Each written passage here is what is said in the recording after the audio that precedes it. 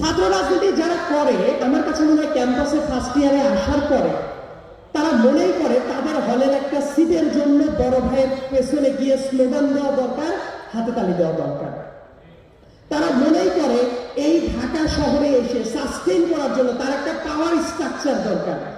সে যদি কোনো বিপদে পড়ে ডাকলে যাতে আরো 10 জন মানুষকে পাওয়া যায়।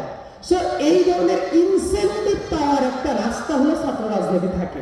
কিন্তু ব্যাপারটা যদি এমন হতো যে প্রত্যেকে কোন একটা প্রতিষ্ঠানে যখন ভর্তি হয়, ঢাকা বিশ্ববিদ্যালয়ে ভর্তি হবে, বাই ডিফল্ট সে একটা সিট পেয়ে যাবে।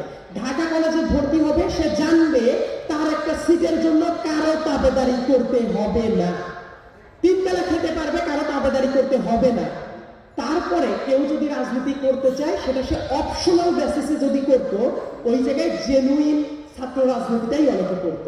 কিন্তু এখন যেটা হয়, নেতার পেছনে স্লোগান দিয়ে যায় অমুক ভাই তমুক ভাই, তারপর সেরা কোনো ভাই নাই, মনে মনে গিয়ে কিন্তু দাবি দেয়। এবং এই জন্যই যেটা হয়, ছাত্র রাজনীতি করার সময় অনেকেই বড় বড় স্লোগান দেয়, যখন কোনো পথ পরিবর্তনের সময়টা হয় নেতার পেছনে দেখা যায় যারা রাজনীতি করতো তারা একজনও নাই। আলটিমেটলি রাজনীতিও হচ্ছে না, ছাত্রদের পড়াশোনাও হচ্ছে না, সংস্কারের জায়গাটাও হচ্ছে না।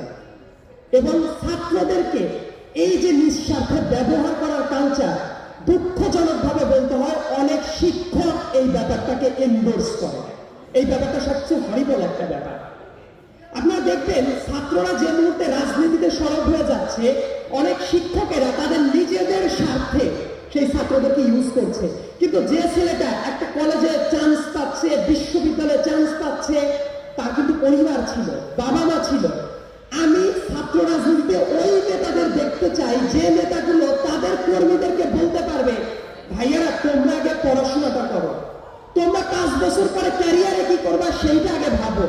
যে নেতা এই কথা বলবে, আমার কাছে মনে হয় ওই নেতাই আদর্শ নেতা। এবং বাংলাদেশের সংস্কারের এই কালচারটা কিন্তু এই যারা নেতৃত্বস্থানীয় যারা আছে তাদের হাত দিয়ে এই কালচারটা শুরু করা দরকার। এবং আরেকটা গুরুত্বপূর্ণ ব্যাপার, বাংলাদেশের ছাত্র রাজনীতি করে অনেকে কেন হতাশ হয়ে যায়, এর কারণটা হলো কয়েক বছর মিটিং মিছিল স্লোগান দেওয়ার পরে একটা সময় দেখে সে যে ভাইয়ের লাইন মেনটেন করতো, ভাই নাই, তারও রাজনীতি শেষ। কিন্তু এটা তো হওয়া উচিত ছিল না। উন্নত বিশ্বগুলোতেও কিন্তু বিভিন্ন ফ্রন্টে রাজনীতিটা আছে, সেটা এক্সট্রা কারিকুলার অ্যাক্টিভিজম হিসেবে তারা চালাতে থাকে। এই জন্য তাদের সার্টিফিকেট দেওয়া হয়।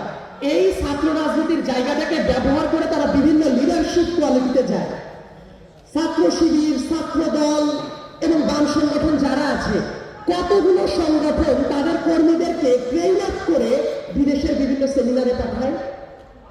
তাদের কয়েকজনকে দেখবেন যে মূলধারা রাজনীতি যেটা ছাত্র রাজনীতি করে বর্তমানে মেইন স্ট্রিম রাজনীতিতে খুবই ভালো পজিশনে যাচ্ছে, এই জায়গাগুলো কিন্তু খুবই সংকুচিত হয়ে যায়।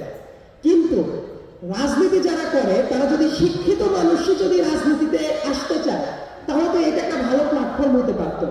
কিন্তু দেখেন বিশ্ববিদ্যালয় বা কলেজে যারা রাজনীতি করছে, করার পরে গিয়ে দেখবে কোনো একটা ইউনিয়ন লেভেলের পান্ডা অথবা কোনো ওয়ার্ডের কোন কমিশনার যে বিন্দুমাত্র পড়াশোনা করে নাই, মাস্তানি করে বেড়ায়, তার পেছনে আবার শ্রম দিতে হয়।